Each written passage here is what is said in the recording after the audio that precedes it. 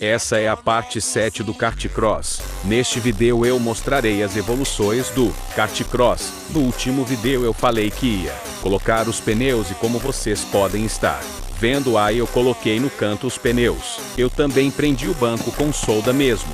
Também vou colocar nesse vídeo as porcas que vão prender as rodas dianteiras. Deixem like e inscrevam-se no canal. E ficou bem assim, galerinha. Eu também fiz um desenho da carroceria do kart cross.